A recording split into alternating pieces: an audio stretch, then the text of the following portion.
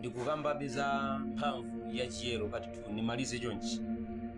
Baibulo likulankhula mawu ku 1 Petro 1 verse yake ndiye namba 15. Baibulo likuti monga iye wakukuyitanani ali woyera mtima, inunso khalani woyera mtima makhalidwe anu onse. Monga iye wakukuyitanani ali woyera mtima, inunso khalani woyera mtima makhalidwe anu onse.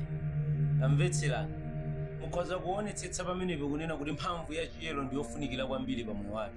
Akunena kuti monga iye amene adatiyitana ife ali woyera mtima, ifenso tikuyenera kukhala woyera mtima m'makhalidwe athu onse. Tikuyenera kukhala woyera mtima m'makhalidwe athu onse. Tamvetsani, mukhoza kuonetsetsa kunena kuti pamenepo zikutanthauza kuti mmoyo unowo popanda mphamvu ya chiyero ndi ukadzikotche. Mmoyo unowo popanda mphamvu ya chiyero sungapambane. Mmoyo unowo popanda mphamvu ya chiyero sungafikire chimene Mulungu anakudalitsa. Tamvetserani, tchimo limatipangitsa kuti tisafikire chifupi ndi madalitso athu. Tchimo limatipanga ifeyo kutalikirana ndi zimene Mulungu adatikonzera.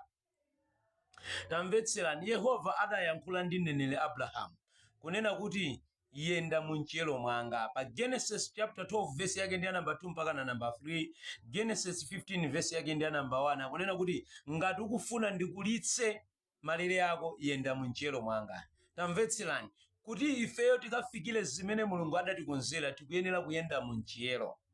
Okondedwa, zindikirani kuti chiyero chimatipangitsa kuti ife tizikhala owina. Chiyero chimatipangitsa kuti ife tizikhala olandira. Chiyero chimatipangitsa kuti ife tizikhala opambana. Chifukwa chani? Mwa ifeyo ngati muli chiyero ndi kuti mphamvu ya Mzimu Woyera imagonera mwa ife. So angelo amabwera nazatetezera mphamvu ya Mzimu Woyera ija. Ndiye palibe chinthu china chilichonse chimene chimabwera chipambana pa miyoyo yathu. Tikuyenera kukhala anthu oyera mtima, tikuyenera kukhala anthu ofunitsitsa kuyenda munchiyero. Mwa njira ina tikuyenera kukhala anthu opewa tchimo.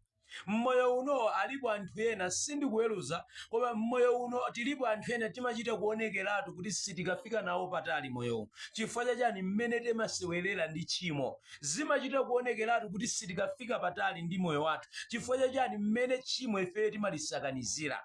Zindikirani kuti tchimo limamiza, tchimo limanunkha, tchimo limakusadabuza munthu. Tamvetserani, mmoyo uno popanda mphamvu ya chiyero sungathe kupambana. Zindikirani kunena kuti ngati tikufuna kuyenda munchiyero tikuyenera kukhulupirika pamaso pa Mulungu. Okondedwa, zindikirani kunena kuti mphamvu ya chiyero imaposa kukwera phiri. Zindikirani kuti mphamvu ya chiyero imaposa kupemphera. Zindikirani kuti mphamvu ya chiyero imaposa kusala kudya. Zindikirani kuti mphamvu ya chiyero imaposa angakhale kupereka. Chiyero ndi chimene chikufunikira kuti tikayende nacho moyo, kuti tikafikire chimene Mulungu atikonzera. Okondedwa, ngati tikufuna kuti Mulungu atikonzere nyengo zathu, yendani munchiyero.